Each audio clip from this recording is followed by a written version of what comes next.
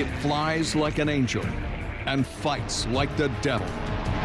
The Spitfire is a combination of grace, beauty, and yet potent killing power. It appears when the world needs a hero. People were very much prepared to fight to the death. Hitler had to be stopped at all costs. The Spitfire charges into the breach at Britain's darkest hour. This is a desperate struggle for survival. It's a merciless fight with freedom in the balance. By the summer of 1940, this is a battle between good and evil, and the Spitfire is on the side of good. The Spitfire soars to become a nation's champion and the plane that saves the free world.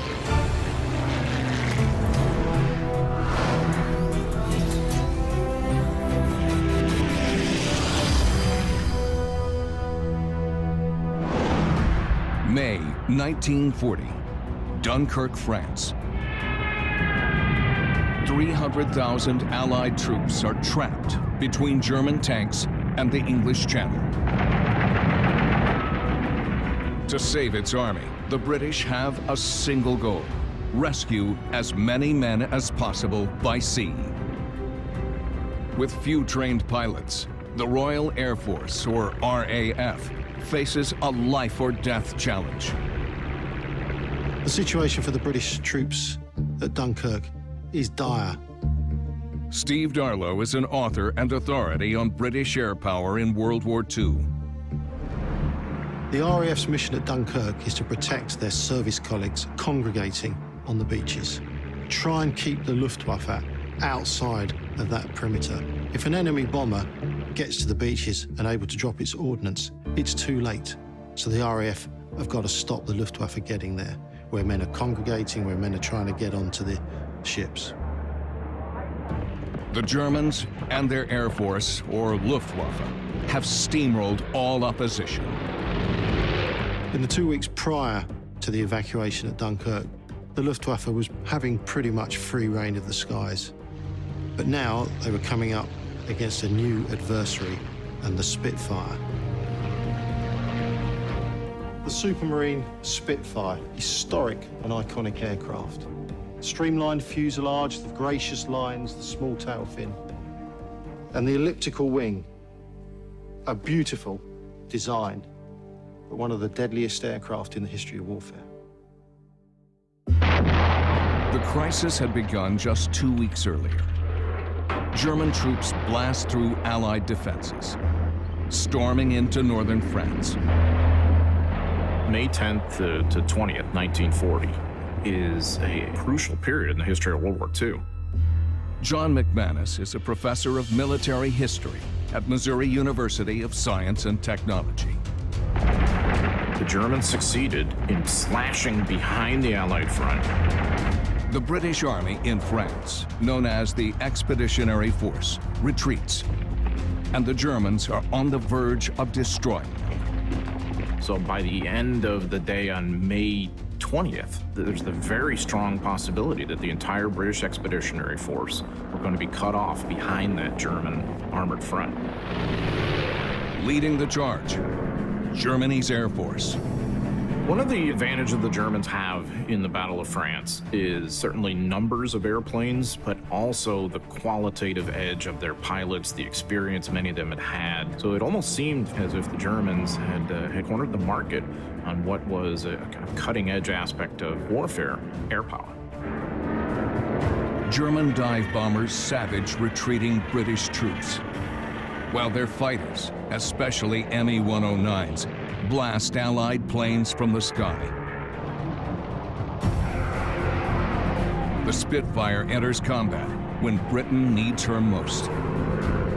If the British Expeditionary Force is lost on the continent, Britain will be more or less defenseless against any ground invasion. In late May, Spitfire pilot Robert Stanford Tuck has never been in combat, but he's thrown into the heart of the fight. Stanford Tuck's mission: destroy any and all German planes near Dunkirk The morning of the 23rd of May, Bob Stanford Tuck took off with his squadron and headed to an area between Dunkirk and Boulogne to set up a combat air patrol looking for enemy airplanes. Willie Hackett is a test pilot for the Royal Air Force and an experienced Spitfire pilot. They quickly sighted 50-plus enemy airplanes and decided they were going to attack. Whilst he was getting ready to make that attack, though, he was taken by surprise by some enemy Messerschmitt 109 fighters. The Germans have set a trap and pounce on Stanford Tuck. He's got a Messerschmitt behind him. He needs to quickly turn the tables on those German fighter pilots and try and gain advantage. He flew his airplane hard. He used the performance of the Spitfire to turn tightly. In the hands of a skilled pilot like Stanford Tuck, the agile Spitfire has a tighter turning radius than the ME-109. He quickly split up his formation, started to turn tightly, and managed to get on the tail of the German Messerschmitts and shoot one down. So what you're seeing here is the fighter pilot, an aggressive fighter pilot, who could quickly turn the tables on those Messerschmitts, sat in a wonderful airplane, the Spitfire, that enabled him to do that. Stanford Tuck makes his first kill against the Luftwaffe's top fighter plane. And that afternoon, he's racing back into the fray over Dunkirk. So Bob Stanford Tuck is leading his aeroplanes in formation at about 4,000 feet, heading south near Boulogne. He looks up and sees 3 ME-110s, 9,000 feet. So above him already, they already have the tactical advantage. They're on the high ground, so to speak. He starts climbing his formation up to meet these Messerschmitts. They come down to meet him. But he quickly sizes them up, flies his airplane very aggressively, and swiftly gets behind a 110. Manages to very quickly have a burst, a quick, short burst of gunfire, bits to seem to fly off the 110. He sees that airplane diving down towards the ground. He's then focusing on a second Messerschmitt 110. The German skims his plane just over the trees and hedges, hoping to shake Stanford Tuck. He's trying to fly that Spitfire into the ground, hoping he's inexperienced and will make a mistake, hit a tree or a high-tension cable or something like that. But Stanford Tuck's not having any of it. He can manage to focus on the enemy airplane and flying that close to the ground, line up a good shot, take more shots on that airplane and bring it down. He gets his third kill. 3 kills on his first day of combat, and Stanford Tuck keeps his streak going the next day. So on the afternoon of the 24th of May, Bob Stanford Tuck is again in the thick of it. He's leading his formation when he comes across Dornier 17s. Now, they're light bombers, and their main aim is to bomb our ground forces around Dunkirk, so they're a real threat to the British Expeditionary Force on the continent. He aggressively maneuvers his aeroplanes and quickly achieves 2 further kills, making him the first Spitfire ace of World War II. He's the first of what will be scores of Spitfire aces. From late May to June 4th, Stanford Tuck and the Allied Air Forces fight a rearguard action. Often outnumbered and outgunned, they suffer heavy losses, but disrupt the German air attacks. The two air forces, Allied and German Air Force, just begin to maul each other. So losses are pretty high on both sides. In this case, talking about the British pilots, many of them were highly inexperienced and were learning as they went. And of course, combat is a tough place to learn your job. It's pretty unforgiving. The ground troops often have no idea of the brutal fight taking place out of sight. The Royal Air Force were not popular with the men on the beaches because usually they couldn't see the actual air battles that were taking place because they were taking place inland, preventing the enemy bombers reaching the beaches. The RAF was certainly taking its toll inland. While Robert Stanford Tuck and the RAF trade deadly blows with the Luftwaffe in the sky, a flotilla of every imaginable British boat steams to Dunkirk. Hoping to evacuate just 45,000 Of 300,000 troops trapped on the beaches, the British managed to rescue almost every single soldier. The fact that 300,000 men were brought back from the beaches of Dunkirk meant that they could fight on another day. Britain was not defeated. I think the Air Force was as successful as it could be over Dunkirk. We managed to extract over 300,000 troops from Dunkirk, and that never would have happened if the Luftwaffe had had free rein at Dunkirk and had the ability to truly bring bombers in and air power in to harry and destroy those troops on the ground. That was considered an absolute miracle at the time. Most of Western Europe is now in Nazi hands. Britain is still in the fight, but is now alone in Hitler's crosshairs. As British Prime Minister Winston Churchill warns, "The Battle of France is over. The Battle of Britain is about to begin. Upon this battle depends the survival of Christian civilization."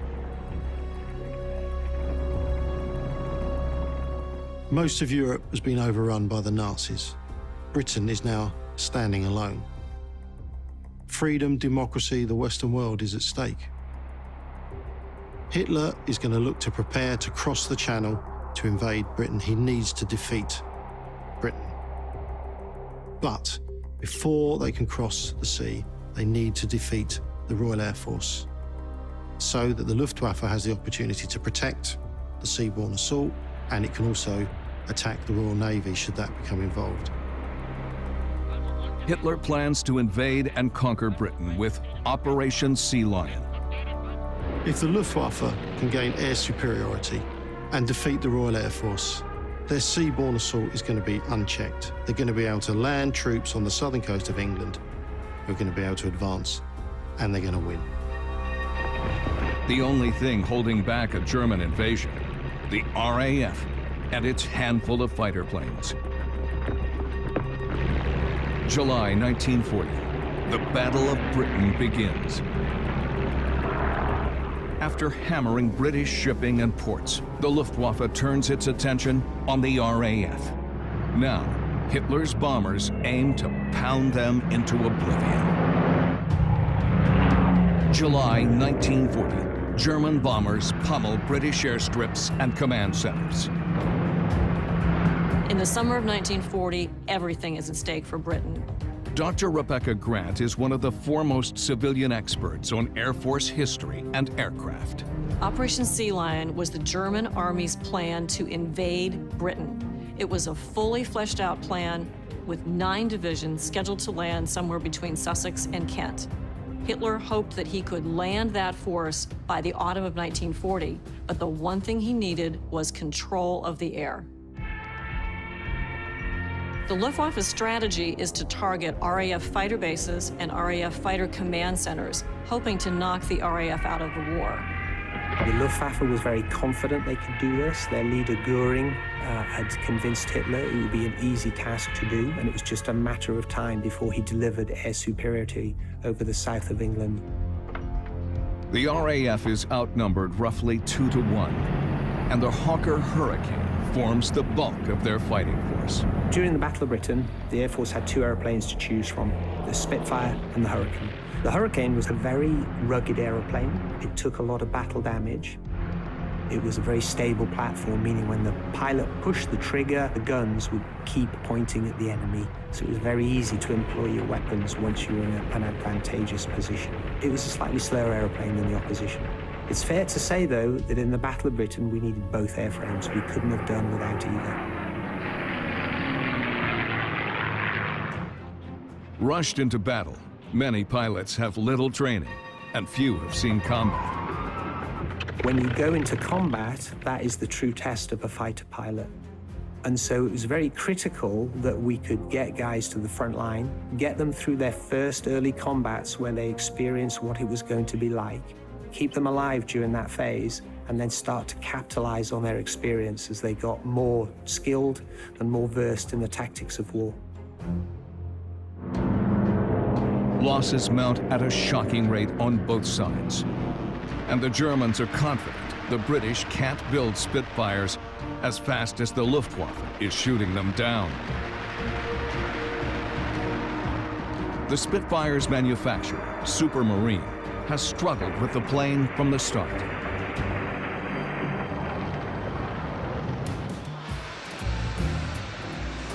So the Supermarine aircraft company primarily designed seaplanes, float planes, that captivated the imagination of the world at the time, from the late 1920s to the early 1930s. In the mid-1930s, the RAF struggles to improve its aging fleet of planes, while its clearest rival, Germany, develops and builds the fastest and deadliest planes in the world. To close the gap, the RAF forms a competition for a plane that can intercept the speedy German bombers. R.J. Mitchell was the chief designer of the Supermarine Aviation Company. He was a very direct man, a very talented man. He designed superb aeroplanes that were really quite fast and maneuverable. So he was used to working with new technology, but more than that, he saw the storm clouds of war rising within Germany, and he knew Europe would be at war. He was a very sick man. He was dying of cancer, and he knew that. But he felt he was keen to ensure that the Royal Air Force had the best airplane that they could have before he passed away. His first few attempts to design an aeroplane to meet that specification were not particularly successful, but he kept going. Mitchell and his design team hit on a radical idea, giving the plane a thin, elliptical-shaped wing.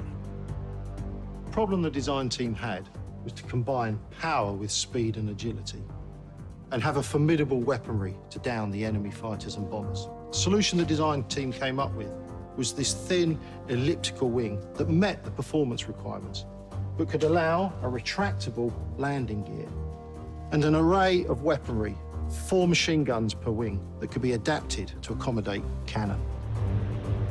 Mitchell and his design team create the airframe, and Rolls-Royce builds its heart, a new superpowered engine called the Merlin. Marrying Mitchell's designs with the Rolls-Royce Merlin is going to create one of the greatest aircraft in the history of warfare. Racing at speeds over 350 miles per hour, climbing 2,500 feet per minute, and able to outturn most German planes. The Spitfire is a pilot's dream. So the Spitfire, first and foremost, is a graceful-looking airplane. That doesn't hide the fact, though, that it's a sleek, killing machine. It fits you well. You sit in the airplane, you feel like you wear the airplane, you feel like you're part of it. She smells good. You know, she's quite hot, that big Rolls-Royce Merlin engine that's only a few feet in front of your feet. Just have to think, I want to go in that direction, and you just gently move the stick and she responds beautifully for you. She gives you confidence, and that's one of the key things as somebody going into war in an aeroplane. You've got to be at one with your machine. You've got to be confident in that machine, your ability to operate it. The Spitfire's unique silhouette and the Rolls-Royce Merlin engine's distinctive growl become the symbol of British resistance. While the Spitfire is revolutionary in design, it's also a challenge to build. Those curves are beautiful to the eye, but they're very difficult to mass produce in times of war. So each aeroplane was effectively almost handmade. From a production perspective, it was quite a challenge to churn them out in the numbers that we needed them churned out. The RAF orders as many Spitfires as Supermarine can make. But can this pretty plane really duke it out with the mighty German Air Force? They're about to find out. Early September 1940, Hitler believes he has broken the RAF, and his bombers are free to focus on a new target. So in September 1940, the Luftwaffe changes direction and begins an assault upon London, trying to force terror upon the British people, maybe even force a surrender. September 15th, 1940. Hitler aims for a knockout blow against the British capital. September the 15th is a pivotal day in the Battle of Britain. Mass numbers of enemy aircraft are going to come and assault London.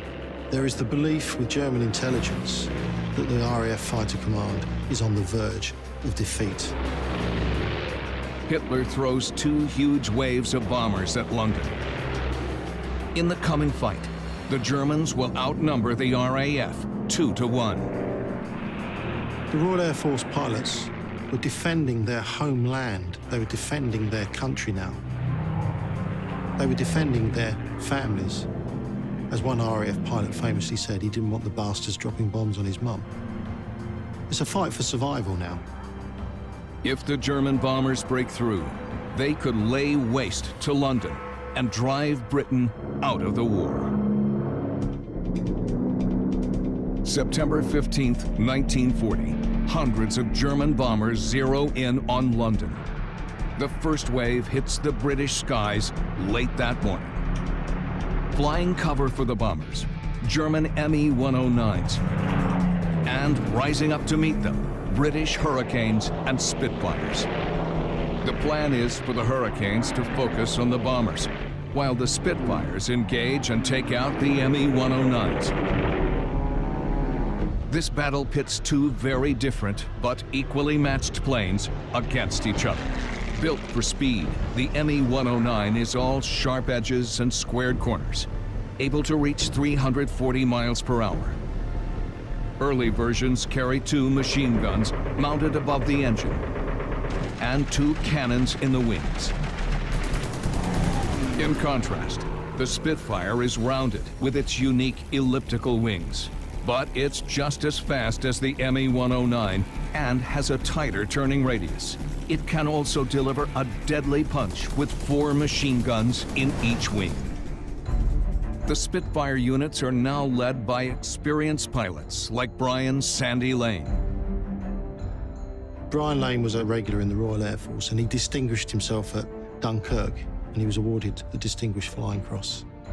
And he was clearly respected highly by the men who flew with him as a leader, and it was something that he would show by example in battle. Against the first wave of Germans, Lane chases and strafes bombers, helping to break up the attack.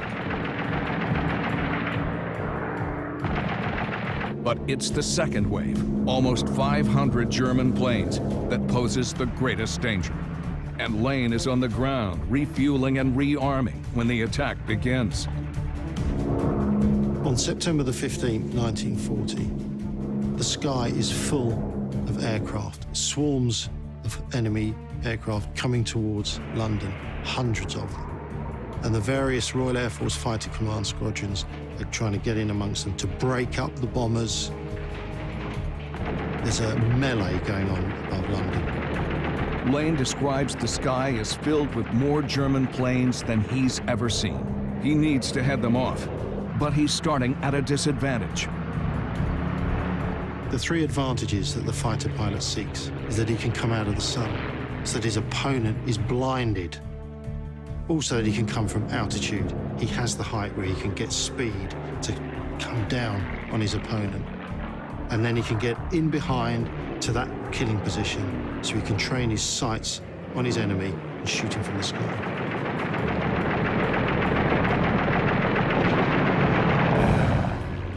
Joining the fight late, Lane has to climb to reach the raiders at 20,000 feet and higher.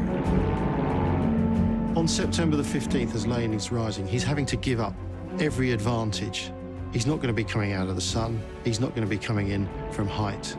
But yet he still has the skill to be able to maneuver and get in behind a 109. High over the outskirts of London, Lane gets on the tail of an Me-109. With the German in his sights, this should be an easy kill. But he's not up against a fool. That 109 pilot is an accomplished pilot, and he's able to reverse the tables. The Me-109 pilot gets behind Lane, and the duel is on. And they carry out what Lane describes as a hell of a dance, as they're trying to turn their aircraft, to get in behind, to get into that killing position. If the 109 latches on to the Spitfire's tail, Lane is dead. He whips his Spitfire into a tight turn. Lane again comes around on the 109, showing just what the Spitfire can do. Lane maneuvers to get off a killing shot, and the 109 pilot decides he's met his match. So the 109 inverts. Lane lets off a short burst, but he doesn't know if he shot it down, and he can't follow it down. The Me-109 can dive more quickly than the Spitfire, so Lane gives up the chase. He's already pushed himself to the brink. It's been about a minute of combat, but sweat is just pouring out of his body. Lane has outdueled one of Germany's top pilots, but he can't pause to catch his breath. Until he runs out of ammunition, he throws his Spitfire at every German plane he sees. It's a chaotic, breakneck brawl. So when you meet an enemy aeroplane in the sky, closing speeds at up to 600, 700, 800 miles an hour can happen. You see this little speck on the horizon growing very quickly at you as you're pointing at them. They come rushing past you. In the skies around Lane, German bombers fight their way to London and slam up against almost suicidal resistance. There's one particular instance, Ray Holmes trying to shoot down a Dornier bomber as it made its way over London, on the face of it heading towards Buckingham Palace. In his Hurricane, Holmes empties all of his ammunition into the bomber, but still, it flies on toward Buckingham Palace. Eyewitnesses gather to watch the fight and can't believe Holmes' next desperate move. And with nothing left to do other than watch this aeroplane soldier on and bomb our royal family, he took the decision to ram that aeroplane and knock the tail off it. The German bomber spirals to the ground, a feat almost too incredible to believe, except that it's captured on film. Holmes loses control of his own plane and parachutes to safety. His damaged Hurricane crashes into a London street. I think that just gives you a feeling for how focused our pilots were for defending their homeland. They were going to fight to the very last inch. Never thought defeat was an option. By day's end, the RAF loses roughly 29 planes, but the cost is much steeper for the Luftwaffe. And by the end of the day, claims come in that about 180 aircraft have been shot down by the Royal Air Force. In fact, history has now shown that the number is more like 70. But a lot of returning German aircraft would have had wounded airmen on board, killed airmen on board. And it was clear at that point, on that day, to the German High Command, the Luftwaffe had not got air superiority and fighter command was not defeated, and the invasion was going to be too perilous. September 17th, Hitler calls off his plan to invade Britain. The RAF and its Spitfire have won the greatest air battle in history, scoring a key victory for freedom. There's a heroic aspect about the whole story. Britain was standing alone, but just this group of young, determined, enthusiastic airmen were able to check the hordes of Germans. Britain's few have saved the nation. But Hitler isn't done. To punish London, he orders the Luftwaffe to conduct night bombing raids in the Blitz. Around about 40,000 civilians would lose their lives during that period. It was a desperate time for the British people. During the Blitz, areas of London were turned into rubble. Coventry was turned into rubble, was destroyed. The devastation was all around.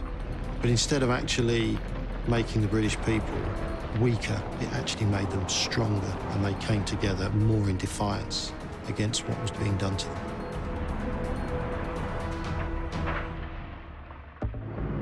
With the failure of the Blitz, Hitler's attention shifts east to the Soviet Union and south to Malta, a British-held island fortress in the middle of the Mediterranean. The German Air Force and Navy have cut off Malta and aim to starve or bomb it into submission. Malta was important because of its location. It's a fantastic base. You can't ship anything north, east, south, or west without going past Malta.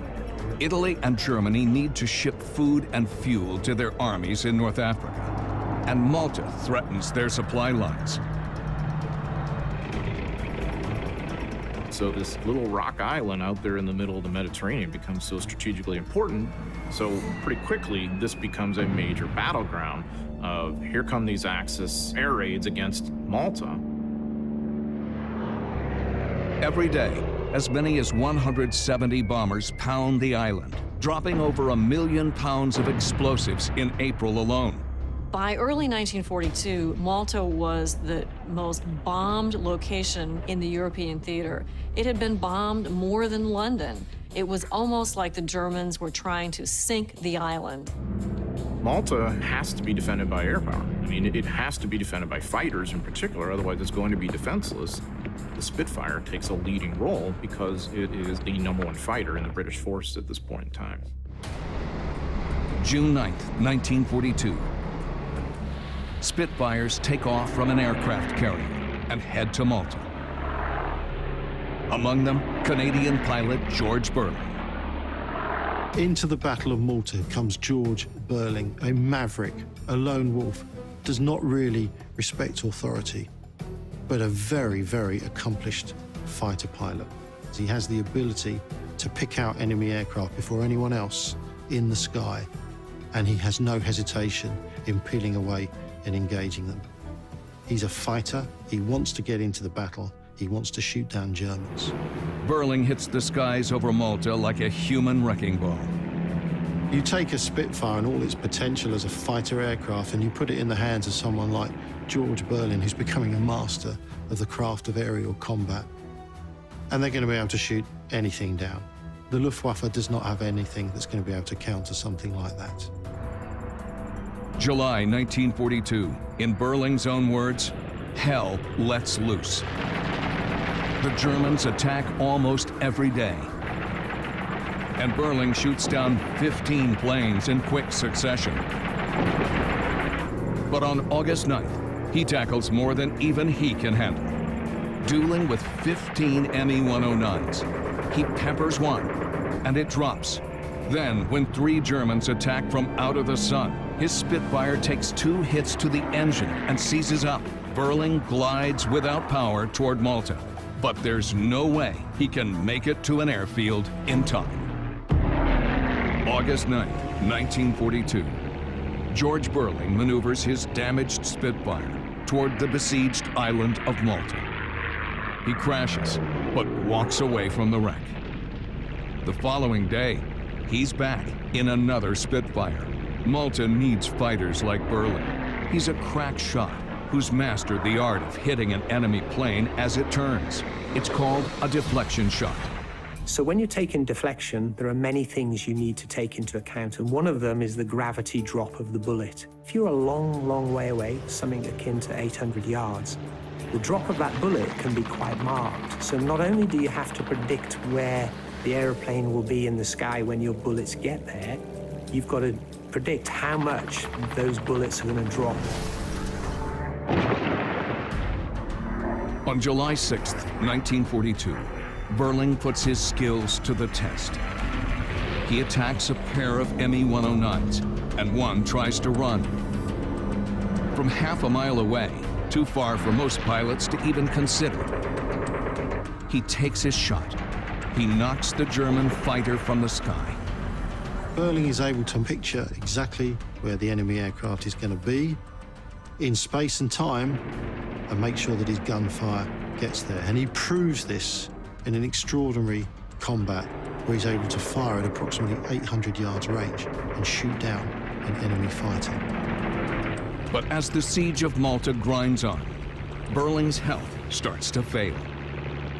When you're in combat day after day, the fatigue builds up on the pilot slowly. Combat's a very physical thing, but it's not just the combat, it's an emotional roller coaster. They wake up every morning, they wait to be scrambled. They can be held on the ground for hours just waiting for that fight, just wondering if it's going to be their last fight. So they can go from sometimes boredom and waiting for something to happen to absolute mayhem in the sky. I think Malta was a particularly challenging theatre of war. Their water supplies were not good, their food supply was bad, so they were effectively malnourished. Many pilots suffer from dysentery, which they call the Malta dog. The situation in Malta was desperate and getting more and more desperate. Everybody was suffering, including the pilots. George Burling was suffering terribly, extraordinary weight loss through dysentery. Bitten by the dog, Burling loses 50 pounds and can't fly for much of August and September. In October, he's back in the air when the Germans make one last push to force Malta into surrender. In just 3 days, he takes out another 7 German planes. Burling was able to shoot down enemy aircraft one after the other, and he became the leading ace in Malta. He destroys 25 Axis planes over Malta, but his string is about to run out. October 14th, 1942, Germany launches yet another major attack on Malta. Burling takes off to intercept the bomber formations. He dives on one bomber and tears it apart. Then he spots several Me-109s chasing another Spitfire about 450 yards or almost a quarter mile away. Burling takes a long-range shot on an Me-109 and splashes it. But while battling the Me-109s, his own plane takes over 30 hits. Now, Burling is fighting in a melee. He's already taken hits to his aircraft, and another Me-109 has Burling in his sights. A cannon shell rips through Burling's Spitfire, and he plunges toward the ocean. At the last second, Burling parachutes free of the plane. Half-starved and wounded, his war is over for now. Burling probably wanted to continue, but it was time for him to have a rest. So when Burling returns to Canada, he's given this persona of being a knight of Malta, defending the island against the all-evil enemy.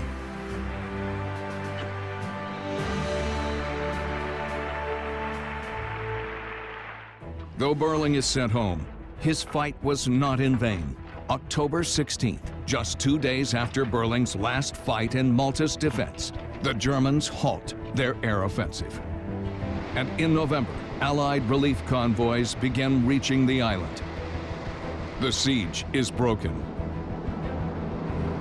Burling and his colleagues have done enough in the last few months of 1942 to ensure that the Luftwaffe has not subjugated the island. In the Mediterranean, the tide is shifting. And over France, the RAF has already been taking the fight to the Germans. So the Battle of Britain was over. We'd defeated the Germans over our home territory. We'd prevented the invasion. Our next thing was to prepare for the inevitable invasion of Europe, where we wanted to take back the continent and defeat Hitler. So the RAF goes on the offensive, led by men like Douglas Bader. The RAF is still spoiling for a fight, in particular people like Douglas Bader. He's already had considerable success during the Battle of Britain, but that's not enough. He wants more. Bader was an aggressive personality. He very much wanted to lead from the front. I think all fighter pilots, you need to believe in yourself. You cannot be a shy and retiring person and go to war and just hope for the best. You've got to be confident, and he was certainly very confident. Bader is also one of the RAF's most experienced pilots. Douglas Bader is smitten with flying from an extremely early age. And when he gets the opportunity to fly, he likes to take part in aerobatics. Bader joins the RAF in 1928, almost a decade before war is on the horizon. 3 years later, while training with the RAF Acrobatics Squad, Bader attempts a risky maneuver and crashes. Unfortunately, that results in a serious injury and he loses his legs. With a pair of metal prosthetic legs, he relearns how to walk and then to fly. And he pressures the Royal Air Force to get back into a cockpit and to be involved in the forthcoming fight during the Second World War. Even with 10 legs, Bader is an excellent pilot. And in 1939, the RAF allows him to reapply for service. Douglas Bader is clearly an accomplished pilot, and the RAF needs pilots. The RAF takes him back, and confident as ever, Bader puts on a display of his acrobatic skills in an older biplane. 2 years later, on August 9, 1941, with the war in full swing, Bader leads his 62nd fighter sweep over France. He's already shot down 21 German planes, and he's hungry for more. The fighter pilots, Bader in particular, felt he wanted to take the fight across the Channel into northern France. At the head of 3 squadrons, Bader is on the hunt.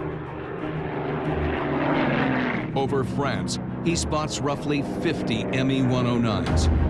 On this particular day, Douglas Bader sees the enemy aircraft below him, and his aggressive nature, he wants to get after them, so he dives at them. The aggressive style that makes Bader such a good pilot is a double-edged sword. Diving on the Me-109s, he overshoots and flies past his prey. Even worse, Bader has left his wingman behind, and the hunter is about to become the hunted. August 9th, 1941, RAF ace Douglas Bader gets separated from his squadron. Without another set of eyes looking for enemy planes, Bader has made himself vulnerable. But always aggressive, he won't turn back. Then he sees enemy aircraft in front of them, and he goes into the attack against those. He takes out one and closes in on a second when he realizes he's under attack. Bader breaks sharply, and disaster strikes. Now, the fog of war is an intense thing at times. You as a fighter pilot only can see what you can see out of your cockpit. So for one pilot to take in all that information under the stress, the heat, and the fatigue of battle, and to get a fully recognized air picture was a big challenge indeed. Bader claims he sideswipes another plane, while witnesses say he's shot down. Whatever the cause, the result is the same.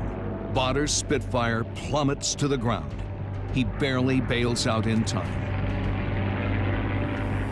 Captured, Bader tries to escape by tying sheets together and lowering himself to the ground. Recaptured, he makes several more attempts, but won't stop even after the Germans threaten to take away his prosthetic legs. Finally, they confined him to Colditz Castle, the prison for incorrigible POWs, where he spends the remainder of the war. For the rest of Europe, the fighting rages on. By early 1944, the Allies have Germany in retreat, and Hitler grows desperate. He launches the most brutal assault, unleashing the Wunderwaffe, or miracle weapons. They are self-guided missiles and bombs, launched from Europe and aimed straight at the heart of England. The first, the deadly V-1. The V-1 was a terror weapon designed to do what the Luftwaffe had failed to do in 1940, and that was to inflict more and severe damage on Britain, knock out morale, and change the balance of the war. Hitler aims to batter Britain into negotiating peace terms. There's two sides to the V1. There's the physical damage that it can do, but also there's the damage to the morale of hearing that sound coming overhead. If you can still hear it, you're going to be okay, but if that engine cuts out, you know you're in trouble. And it's going to fall, and it's going to explode, and it's going to shatter buildings, and it's going to destroy people. The V1 assault on London could take place at any time, day or night, so there's that constant tension. It's really the first example of an unmanned aircraft, sent into enemy skies to do major damage. It's a flying bomb. It carries about 2,000 pounds of explosives, so it really packs a wallop. So imagine it landing on a densely populated city block. It could do some significant damage. How do you stop it from getting to where it may do damage? England is helpless against this monster from the future, so British engineers try to do the impossible. Use existing Spitfires to take on the flying bomb. The Supermarine Company has adapted the Spitfire several times. And one of the biggest advances comes when they add the new Rolls-Royce Griffon engine to create the Mark 14 variant. Design of the Spitfire was so strong that from the engine firewall back, hardly any changes were needed, if any at all, to allow for a different engine. So you could go from the Mark I Spitfire with the Rolls-Royce Merlin engine just over 1,000 horsepower to the Rolls-Royce Griffon in the Mark 14. Double the horsepower and an increase in speed of around about 100 miles per hour. Now reaching speeds of over 400 miles per hour, the Spitfire will need all the power this new engine can deliver. They intend to chase and shoot down the flying bombs. Soon after the D-Day invasion, the Germans are firing over 100 V1s into England each day. The fight against the V1 presented some of the Spitfire's most amazing moments in combat. The extra power of this new engine in the Spitfire enabled it to chase down the V1. Spitfires race after the V1s, but it takes more than speed to bring one down. It takes an expert shot. If the pilot is too far away, it's hard to hit the small V1, but get too close, and the 2,000-pound warhead could blow up his own plane. The V1 assault, it was a new era in warfare. It was a forerunner of the cruise missile. This pilotless aircraft, a machine, against fighter aircraft, the man. It is literally man against machine. Spitfire pilots like Australian Ken Collier have to summon superhuman courage to destroy these flying bombs. June 23rd, 1944, Ken Collier, in his Spitfire, spots a V1 coming across the English Channel. Collier is determined to get it. He closes, he's in hot pursuit. Collier fires 2 bursts, emptying his guns. But the V1 won't go down. Desperate, he flies right up to the 2,000-pound bomb. It's an incredibly risky move. Collier can kill himself doing this, but he's determined to kill this V1. These images capture the moment a Spitfire closes in on a V1. Touching the rocket's wing, Collier forces it into an out-of-control spin. It explodes harmlessly in an open field. Other pilots adopt Collier's dangerous maneuver. The Germans fire more than 9,000 V1s at England, and over 1,000 are shot or knocked out of the sky. In May 1945, Nazi Germany collapses. And with the Spitfire flying cover from beginning to end, the Allies prevail. The Spitfire was the only aircraft that Britain continued to produce before, during, and after World War II. Once the war had ended, you're really entering the jet age, and a lot of aircraft are now becoming redundant. But the Spitfire still has a life. It still has that adaptability that it can be used for future function. Sweden, Italy, Greece, and other European countries hold on to their Spitfires until the early 1950s. During the First Arab-Israeli War, the Egyptian and Israeli air forces both fly Spitfires.